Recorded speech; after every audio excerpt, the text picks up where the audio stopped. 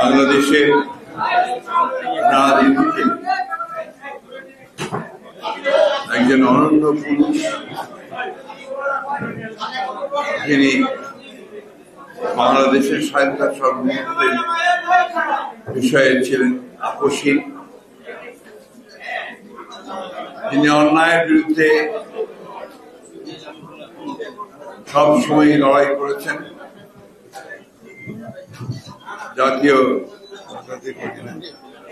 জাতীয় গণতান্ত্রিক পার্টির প্রয়াত নেতা শফিউল আলম প্রধানের মৃত্যুবার্ষিকী উপলক্ষে আয়োজিত আজকের এই আলোচনা সভায় উপস্থিত সভাপতি, তার রাজনৈতিক জীবনের আজীবন সহকর্মী খন্দকার লুৎফর রহমান, বর্তমান জাগপার যিনি সভাপতির দায়িত্বে রয়েছেন।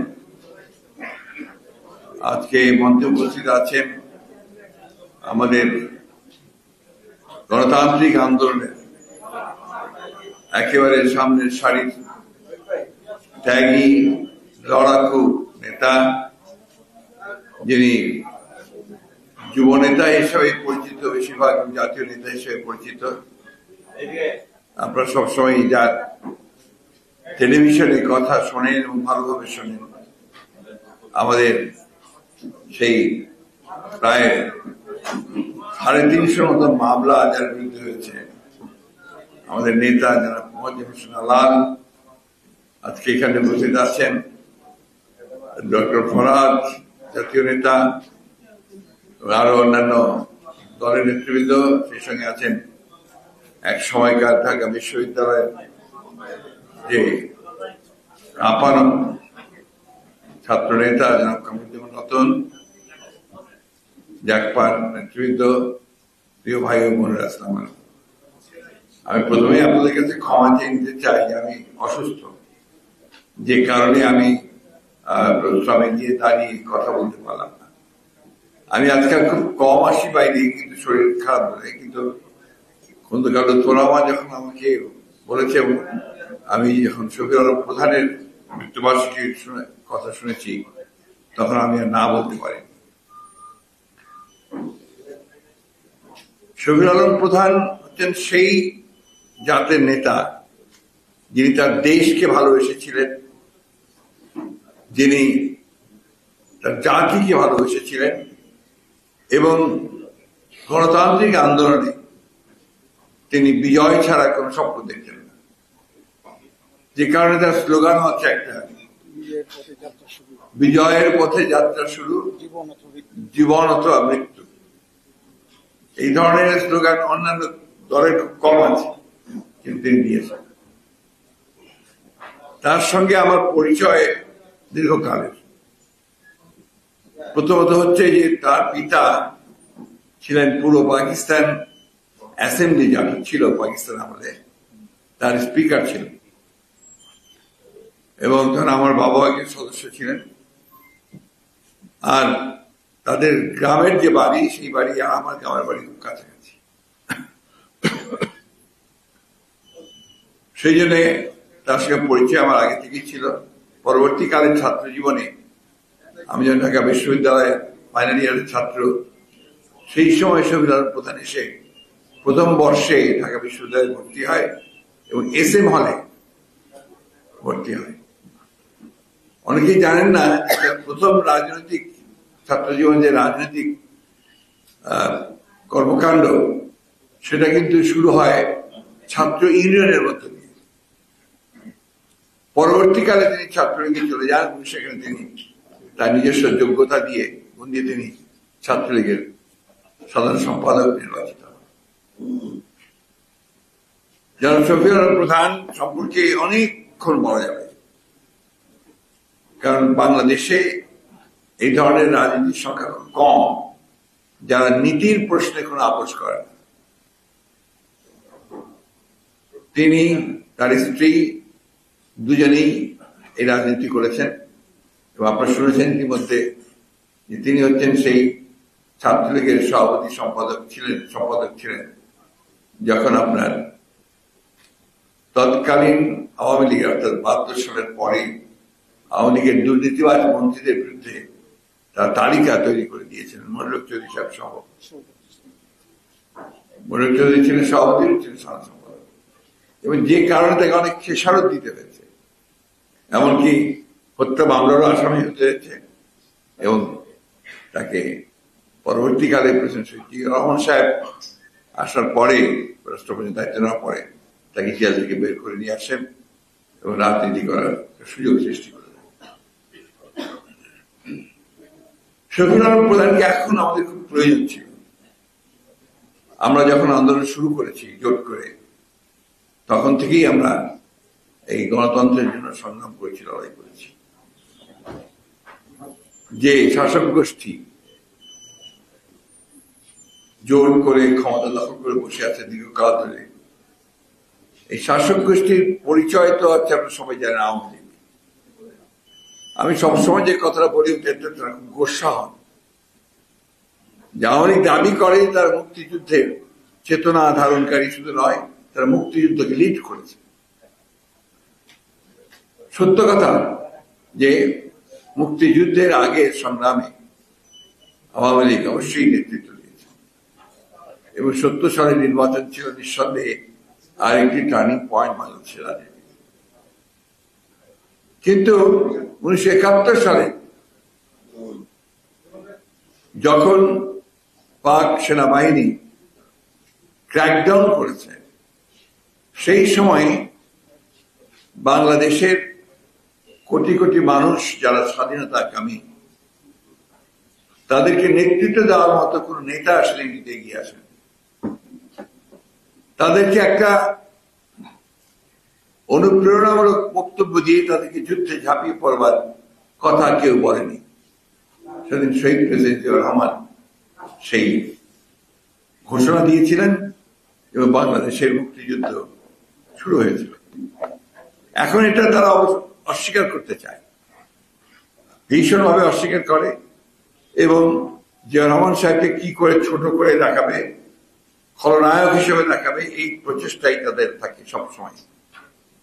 কয়েকদিন আগে আমি শুনিনি, আমাকে মেজর হাফিজ সাহেব, যিনি বীর মুক্তিযোদ্ধা, তিনি আমাকে ফোন করলেন। ফোন করে আমাকে বললেন, ওবায়দুল কাদের একটা বক্তব্য শুনেছেন? কোন বক্তব্য? বলছে তিনি বলেছেন যে জিয়াউর রহমান নাকি বাকশালে যোগ দিয়েছিলেন। এই কথাটা কোথায় কবে উঠেছে, কোন পত্রিকায়, আমরা কেউ জানি না। তিনি মেজর হাফিজ বললেন যে আমি তখন জিয়াউর রহমানের স্টাফ প্রধান ছিলাম, তার সঙ্গে উনি কাজ করতেন। উনি বললেন যে যখন এই ফর্মটা বাকশাল করার পর্যন্ত সবাইকে ফর্ম দেওয়া হচ্ছে, সব সরকারি কর্মকর্তাকে বাধ্যতামূলক ভাবে বাকশালে যোগ দিতে হবে, তখন সেনাবাহিনীর উপপ্রধান তখন জিয়াউর রহমান, তার কাছেও সেই ফর্ম এসেছিল। তো জিয়াউর রহমান সাহেব বাংলা খুব ভালো, আপনার বুঝতেন না অতটা, জটিল শব্দ। উনি হাফিজ সাহেবকে এসে ওই কাগজে দিয়ে বলছে, হাফিজ দেখা তোর মধ্যে কি আছে? হাফিজ সাহেব যখন তাকে বললেন, তাকে বললেন যে বাকশালে যোগ দেওয়ার কথা। তো তুমি এক কাজ করো, তুমি ফর্মটা তোমার সবচেয়ে নিজের ফাইলটা নিচে রেখে দাও। অর্থাৎ তিনি বাকশালে যোগ দেন। এই যে মিথ্যাচার, এই যে সারাক্ষণ সর্বক্ষণিক ভাবে তাকে হেয় প্রতিপন্ন করার যে প্রচেষ্টা, এটা একটা কারণ আছে। কারণ হচ্ছে তাদের নেতা তাকে মনে করে তারা যে হয়তো জিয়াউর রহমানকে গুরুত্ব দিলে, তাকে মূল্যায়ন করলে তিনি খাটো হয়ে যাবেন। এই যে হীনমন্যতা আছে একটা। জিয়াউর রহমান সাহেব স্বাধীনতা ঘোষণা দিয়েছিলেন, এ কথা কেউ অস্বীকার করতে পারবেন না, কেউ না। যত বইপত্র যা কিছু আছে সবকিছু সার্চ করে দেখবেন যে ওই কথাটাই হচ্ছে সবচেয়ে বড় সত্যি। এবং সেই ঘোষণার পরে কিন্তু জাতি ঘুরে দাঁড়িয়েছিল এবং তারা সেই লড়াইয়ে নেমে গিয়েছিল, যার এই ফলশ্রুতিতে আমরা দেখেছি যে মুক্তিযুদ্ধের পরে দেশ স্বাধীন হয়েছিল। আমি কথাটা এই জন্যই তুললাম যে আজকে এই কথাটা বলা আমার প্রয়োজন ছিল, যে বাকশালে যোগ দেব। আপনারা যে বাকশাল করেছিলেন সেই ব্যাপারে কিন্তু খুব বেশি কথা বলেন না। 1972 থেকে 75 সাল, 74 সাল বাকশাল ঘোষণা করার আগে পর্যন্ত এ দেশের অবস্থা আপনারা কোথায় নিয়ে গিয়েছিলেন, এটা তৎকালীন পত্রপত্রিকা চোখগুলো দিয়ে আপনারা পাবেন। এমনকি বিদেশি যে পত্রিকাগুলো, যে সমস্ত পত্রিকা আপনার মানে সবাই চেনেন, জানেন এবং স্বীকৃত, গার্ডিয়ান, নিউ ইয়র্ক টাইমস, এই পত্রিকাগুলো যদি আর্টিকেল গুলো দেখেন আপনারা, দেখবেন যে বাংলাদেশ তখন ভয়ঙ্কর অবস্থা দিয়ে চলে গেছে। এমনকি তৎকালীন পূর্ব পাকিস্তান অর্থনীতি সমিতি যেটা ছিল, তার প্রেসিডেন্ট ছিলেন ডক্টর মুজাহিরুল ইসলাম, প্রফেসর ডক্টর মুজাহিরুল ইসলাম। তিনি সেই সমিতির যে বার্ষিক অনুষ্ঠান, সেই বার্ষিক অনুষ্ঠানে টিএসসিতে হচ্ছিল, সেখানে তৎকালীন প্রধানমন্ত্রী শেখ মুজিবুর রহমান পাশে বসা ছিলেন প্রধান অতিথি হিসেবে। সেইখানে তিনি ডক্টর মুজাহিরুল ইসলাম তার সামনেই বলেছিলেন যে প্রধানমন্ত্রী, বাংলাদেশের অর্থনীতি তীব্র গতিতে রসাতলে যাচ্ছে। আজকে আবার সেই কথাগুলো উঠে এসেছে। এখন আবার অর্থনীতিরা বলতে শুরু করেছেন যে অতি দ্রুত বাংলাদেশের অর্থনীতি খাদের দিকে চলে যাচ্ছে, ধ্বংসের দিকে চলে যাচ্ছে। তো আওয়ামী লীগ ওই সময়টার পরে যখন দেখেছে যে কোন কিছুটা নিয়ন্ত্রণ করতে পারছে না, তখন রাজনীতিকে পুরোপুরি নির্বাসিত করে তারা একদলীয় শাসন ব্যবস্থা বাকশাল গঠন করেছে। এটা আমরা ভুলে যাব কি করে? আমরা তো সাক্ষী, জীবন্ত সাক্ষী। আজকের জেনারেশনকে সে কথা তারা বলে না। তারা যে সমস্ত রাজনৈতিক দলগুলোকে নিষিদ্ধ করে দিয়ে, বাক স্বাধীনতাকে নিষিদ্ধ করে, পত্রিকা সংস্থাগুলোকে বন্ধ করে দিয়ে মাত্র 4টা পত্রিকা চলবে, তাও সরকারি নিয়ন্ত্রণে, এই ব্যবস্থা করেছিল, সেই কথা তারা এখন আর বলে না। প্রিয় বন্ধুগণ, বাংলাদেশের দুর্ভাগ্য যে জাতি 1971 সালে স্বাধীনতার জন্য লড়াই করেছিল, সংগ্রাম করেছিল, সেই সংগ্রামের মূল যে লক্ষ্যটা ছিল যে একটা গণতান্ত্রিক রাষ্ট্র প্রতিষ্ঠা করা, পাকিস্তান শাসকদের বিরুদ্ধে দীর্ঘকাল সংগ্রাম করে আমরা যে জায়গা থেকে পৌঁছেছিলাম, তখন এই স্বাধীনতার দাবিতে ছিল আমাদের সবচেয়ে যৌক্তিক দাবি। এবং সেই আমরা ভেবেছিলাম যে স্বাধীনতার মধ্য দিয়ে আমাদের দেশে একটা গণতান্ত্রিক রাষ্ট্র প্রতিষ্ঠা। আমি আমার কথা বলতে পারবো, আমি নির্বিঘ্নে কাজ করতে পারবো, এবং আমার যে স্বাধীনতা সেটা থাকবে। আর 5 বছর শেষে আমি আমার ভোট দিয়ে আমার প্রতিনিধি নির্বাচিত করতে পারবো। এটাকে তারা প্রথম আঘাত করলো। এবং এই আওয়ামী লীগ এত বড় বড় কথা বলে, এই আওয়ামী লীগ প্রথম কিন্তু আপনার ওই যে কি আইন, ওটা ওই যে স্পেশাল পাওয়ার অ্যাক্ট তারাই নিয়ে এসেছিল, বিশেষ ক্ষমতায় তারাই জরুরি অবস্থা ঘোষণা করেছিল বাংলাদেশে, এবং ইন্ডেমনিটি তারাই প্রথম দিয়েছে, এবং তারাই শেষে একদলীয় ব্যবস্থা দিয়েছে দেশে। আজকে যখন তারা বলে যে আমরা গণতন্ত্রকে সুসংহত করছি, গণতন্ত্রকে আমরা প্রাতিষ্ঠানিক রূপ দিচ্ছি, তখন বিএনপি সেখানে পাতা হয়ে দাঁড়াচ্ছে। এখন কি বলবো, মানুষ কি সব আহম্মক হয়ে গেছে? আপনারা করলেন, প্রথম দিকে যখন ক্ষমতায় ছিলেন তখন আপনারা রাজনৈতিক দলগুলোকে নিষিদ্ধ করেছেন, বহুদলীয় গণতন্ত্রকে শেষ করেছেন, আর সেই বহুদলীয় গণতন্ত্রকে ফিরিয়ে এনেছিলেন শহীদ প্রেসিডেন্ট জিয়াউর রহমান। আপনারা পার্লামেন্টারি ফর্ম অফ গভর্নমেন্ট থেকে সরে গিয়ে তখনই আপনারা কিন্তু প্রেসিডেন্সিয়াল ফর্ম অফ গভর্নমেন্ট করেছেন, এবং সেই প্রেসিডেন্ট আজীবন থাকবেন। এটাই ছিল তখন আপনার তাদের সেই পার্লামেন্টে মাত্র 11 মিনিটের আলোচনায় তারা সেই আইন পাস করেছিল। আজকে আবার দেখেন, আমি যে কথাটা সবসময় বলি, আজকে আবার সেই একইভাবে তারা একদলীয় শাসন প্রতিষ্ঠার জন্য, বাকশাল তৈরি করার জন্য তারা কিন্তু প্রায় বহুদূর এগিয়ে গেছে। এবার এটা করছে তারা সুকৌশলে, যেটা একটা গণতন্ত্রের একটা লেবাস, একটা ছদ্মবেশ, আলখাল্লা পরিয়ে দিয়ে নির্বাচন করে। বলে আমরা তো নির্বাচন করছি, বিরোধী দল নির্বাচনে না আসলে আমরা কি করব, তারা বলে এমন নির্বাচন করছো যে যে দলে দেশের কোন রাজনৈতিক দলই অংশগ্রহণ করতে চায় না, 63টা দল তার নির্বাচন বর্জন। একটা দলকে যারা কোন রকমের রেখেছে, তাও তো কিভাবে রেখেছে আপনারা জানেন, ভাগ বটোয়ারা দিয়ে, রুটি হালুয়া রুটি সবকিছু দিয়ে আসন বন্টন করে তাকে তারা রেখেছে। তারাও বলেছে, তখনও বলেছে, আবারও বলছে যে দেশে কোনো নির্বাচন হচ্ছে না। কাদের সাহেব কিন্তু তার আগে বলেছেন যে নির্বাচন হচ্ছে না, এখানে আওয়ামী লীগ যেভাবে চাইবে, সরকার যেভাবে চাইবে সেই নির্বাচন হবে। তা আমরা তো বারবার বলেছি যে আমরা তো ভাই ক্ষমতায় যেতে চাই না, আমরা একটা সুষ্ঠু অবাধ নির্বাচন চাই। আমরা চাই যে মানুষ তাদের যে প্রতিনিধি নির্বাচন করবার যে ক্ষমতা সেটা প্রয়োগ করতে পারুক, ভোট দিক, যাকে ক্ষমতায় নিয়ে আসবে তারা তাকেই আমরা মেনে নেব। আপনাদের এত ভয় কেন? আওয়ামী লীগের এত ভয় কেন একটা অবাধ সুষ্ঠু নির্বাচন দিতে?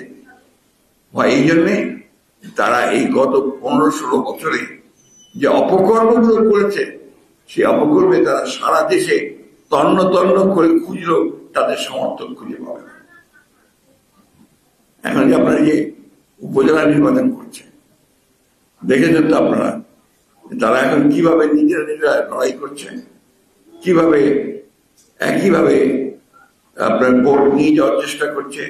বিভিন্ন ভোটের সঙ্গে যারা জড়িত কর্মকর্তা, তাদেরকে আপনার বিভিন্ন প্রভাবিত করে তারা ভোট করার চেষ্টা করছে। সেই ভোটে কিন্তু মানুষ আসছে না, এই নির্বাচনে মানুষ অংশ নিচ্ছে না, এটা স্বতঃস্ফূর্তভাবেই নিচ্ছে না। কারণ তারা বুঝে গেছে যে এই নির্বাচনে তো কোনো লাভ নাই, যে নির্বাচনে কোনো প্রতিযোগিতা নেই, যে নির্বাচনে কোনো পরিবর্তন আসবে না, যে নির্বাচনের মাধ্যমে শাসক গোষ্ঠী তার ক্ষমতাকেই আবারও প্রতিষ্ঠিত করবে, সেই নির্বাচনে গিয়ে কি লাভ? আমাদের দায়িত্বটা ওখানে, আমাদের কাজটা ওখানে। আমাদেরকে জনগণকে আমরা বারবার বলেছি, জনগণ আসছিল, অনেক জনগণ এসেছে, কিন্তু আমাদেরকে চূড়ান্ত বিজয়ের জন্য জনগণকে সত্যিকার অর্থে সংগঠিত করে তাকে রাস্তায় নেমে সোচ্চার হতে হবে। রাস্তায় নামার কোনো বিকল্প নেই, আমরা অন্য কোনো পথ চিনি না। আমাদেরকে প্রকাশ্যে সামনে এসেই লড়াইটা করতে হবে। দুর্নীতির ব্যাপার আমরা হাজারবার বলছি, সবসময় বলছি, কোথা দুনিয়া বলছে যে বাংলাদেশের বর্তমান শাসক গোষ্ঠী এখন আকণ্ঠ দুর্নীতিতে নিমজ্জিত, তাই না? এখন তারা এটা অস্বীকার করে, তারা কোনো দুর্নীতি করে না। এখন দেখেন, এই যে আপনার আজকেই খবর এসছে, আপনারা সবাই হয়তো দেখেওছে রীতিমধ্যে, যে সাবেক সেনাপ্রধান জেনারেল আজিজ আহমেদের ওপর আপনার নিষেধাজ্ঞা আরোপ করেছে মার্কিন যুক্তরাষ্ট্র, তার পরিবার সহ। নিয়ম আইনটাই হচ্ছে পরিবার সহ। কেন? দুর্নীতি এবং আপনার গণতান্ত্রিক প্রতিষ্ঠানগুলোকে মানে প্রভাবিত করা এবং জনগণের বিশ্বাস ক্ষুণ্ণ করা। এটা হচ্ছে একটা কেস এর মধ্যে যেটা আসছে। এই কথা কিন্তু আমরা বারবার বলেছি যে আপনারা ব্যবহার করছেন রাষ্ট্রযন্ত্রকে, আপনারা ব্যবহার করার চেষ্টা করছেন সেনাবাহিনীকে, ব্যবহার করার চেষ্টা করছেন বিচার বিভাগকে, প্রশাসনকে, এবং আজকে এমন একটা ত্রাস সৃষ্টি করেছে, এমন একটা ভয়ের রাজত্ব তৈরি করেছে যে এই যে ভাই আমাদের সাংবাদিক ভাইরা আছেন, মিডিয়ার ভাইরা আছেন, তারাও কিন্তু মন খুলে প্রাণ খুলে কিছু লিখতে পারেন না। প্রতিটি শব্দ চয়ন করার সময় তাদেরকে চিন্তা করতে হয় এর জন্য আবার জেলে যেতে হবে কিনা, এর জন্য মামলা যেতে হবে কিনা। এই হচ্ছে আপনার এখানে বর্তমান দেশের অবস্থা। একদিকে তারা অর্থনীতি ধ্বংস করে দিচ্ছে, এই অর্থনীতি এমন এক ধ্বংসের পর্যায়ে পৌঁছেছে যে আমরা এখন রিজার্ভ যেটা দিয়ে আমরা আমদানি করি, আমাদের বিদেশে যে ভাইরা চাকরি করে তারা যে টাকা পাঠায় এবং সেই সঙ্গে যদি আমাদের গার্মেন্টসে যায় আমরা, তার ফলে আমরা যে আয়টা করি সেই আয়টা দিয়ে কিন্তু আমাদের দেশের আপনার রিজার্ভ তৈরি হয়, সেই রিজার্ভ থেকে আমরা কিন্তু আমাদের যেটা আমদানি প্রয়োজন সেই আমদানিটা আমরা করি।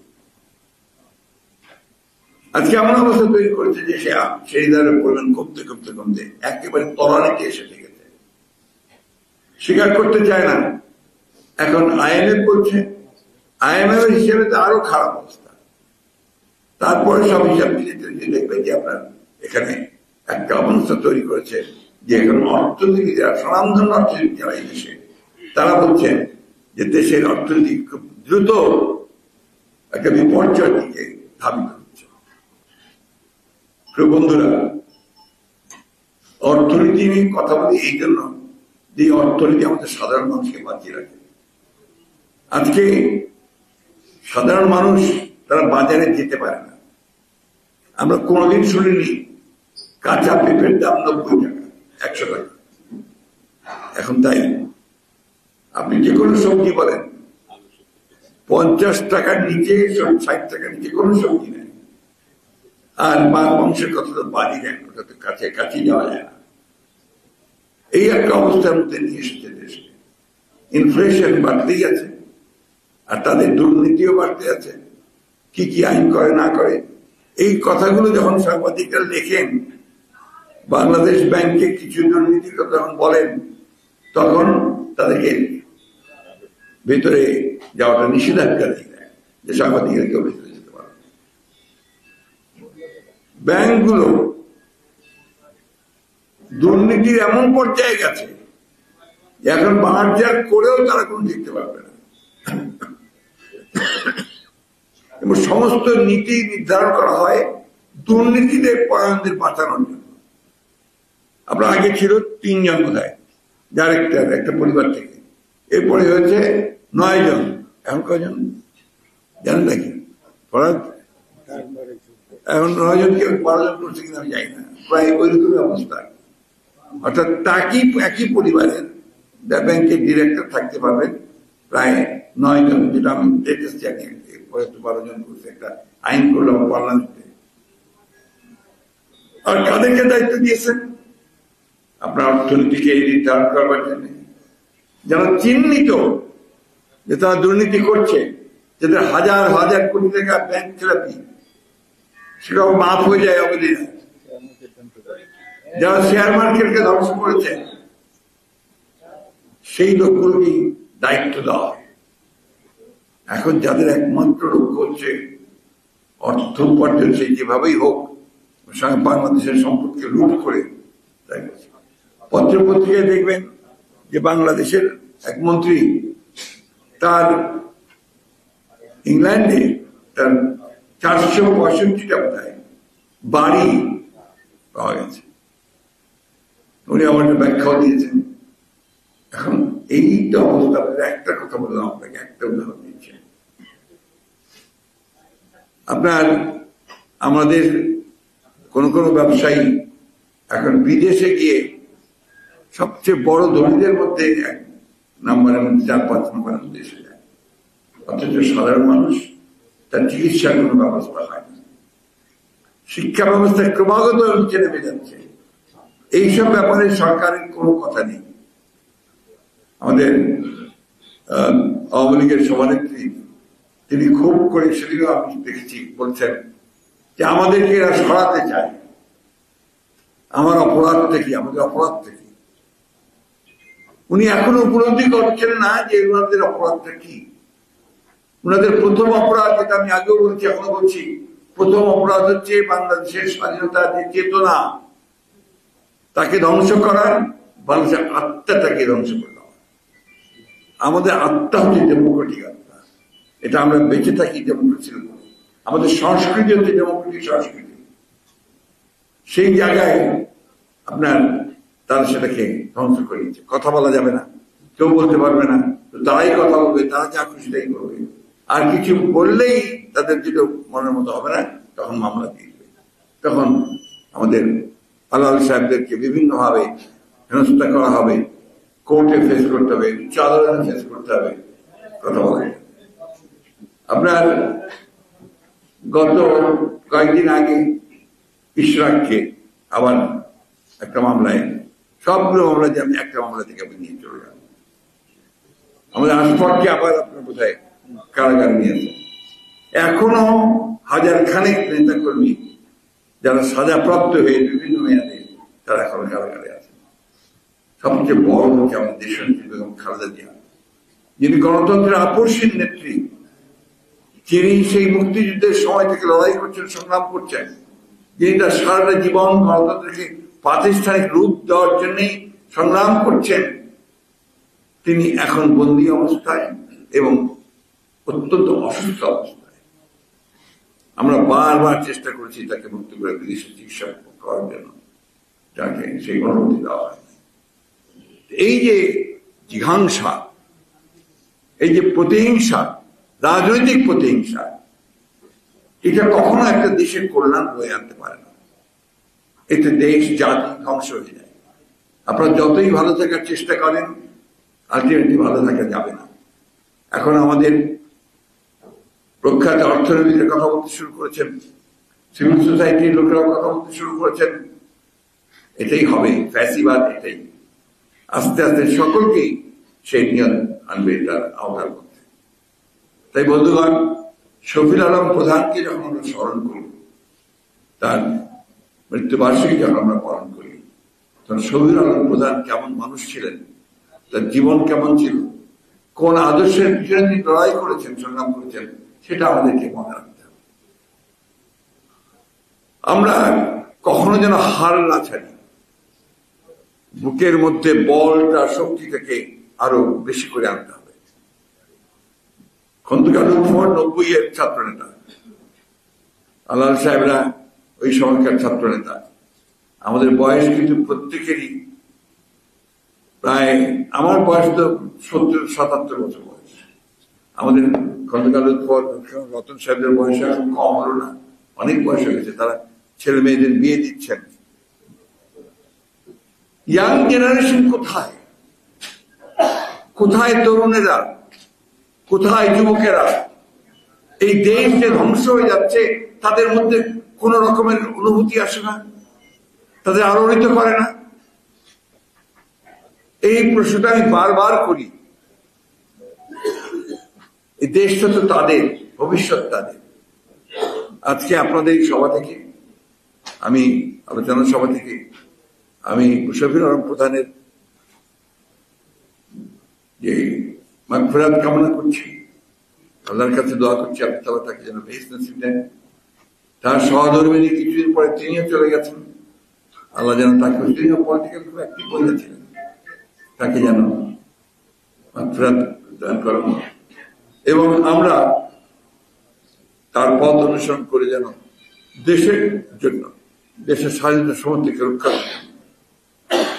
আরেকটা কথা, আমার নিজের ঘর যদি আমি নিজে সামলাতে না পারি, অন্য কেউ আমার ঘর সামাল দেবে না। অনেকেই খুশি হবেন যে আপনার আজিজের স্যাংশন এসছে। আমি মনে করি যে ওটা হচ্ছে আরেকটা বিভ্রান্ত করা। বিভ্রান্ত হচ্ছি আমরা সবসময়। র্যাবের বিরুদ্ধে হয়েছে, আপনার র্যাব সংগঠন হিসেবেই বন্ধ, পুলিশের 9 জন ছিল, তখন তো স্যাংশন হয়েছিল। তাতে কি ওদের সেই ভয়ঙ্কর যাত্রা যেটা, সেই যাত্রা বন্ধ হয়েছে? বন্ধ হয়। নিজের শক্তি নিয়ে দাঁড়াতে হবে এবং নিজের শক্তি নিয়েই তাদেরকে পরাজিত করতে হবে। অনেক সময় ভুল ব্যাখ্যা করা হয় যে আমাদেরকে উৎখাত করতে চাই। আমি উৎখাতের কথা বলিনি, উৎখাত করতে যাবো কেন? আমরা ভোটের অধিকার চাই, সেই ভোটের মধ্য দিয়ে আমরা তোমাদেরকে পরাজিত করব। সেই ভোটের অধিকারটাকে অর্জন করার জন্য আমাদের সবাইকে কিন্তু প্রয়োজনে আরো ত্যাগ স্বীকার করতে হবে। আমি সবসময় যেটা বলি যে আমরা লিবারেল ডেমোক্রেটিক পার্টি, আমরা কোনো র্যাডিক্যাল পার্টি বা কোনো রেভলিউশনারি পার্টি নয়। লিবারেল ডেমোক্রেটিক পার্টি হচ্ছে যে একটা নির্বাচন, সেই নির্বাচনটা যেন সুষ্ঠু হয়, আবাদ হয়, সরকার যেন কোনো ওর মধ্যে প্রভাব বিস্তার করতে না পারে, সেই জায়গাটায় আমরা যেতে চাই। ওরা তো সেটা দেবে না, আমাদেরকে সেটা আনতে হবে, অর্জন করতে হবে। আমি গত দুদিন আগে আপনার আনোয়ার ইব্রাহিমের একটা ইন্টারভিউ শুনছিলাম আল জাজিরাতে। আনোয়ার ইব্রাহিমের নাম আপনারা অনেকেই শুনেছেন।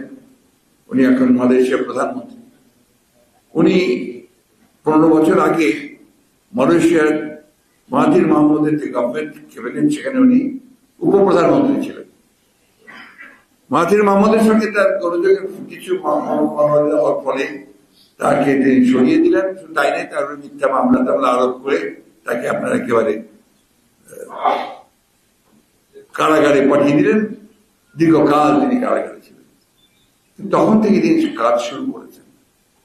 তিনি, তার স্ত্রী, তার কন্যারা নতুন দল তৈরি করেছেন। নতুন দল তৈরি করে এখানে নির্বাচনের মধ্য দিয়ে আস্তে আস্তে তারা কিন্তু আজকে প্রধানমন্ত্রী হয়ে গেছে, অর্থাৎ জনগণের আস্থা তারা পুরো ফিরে গেছে।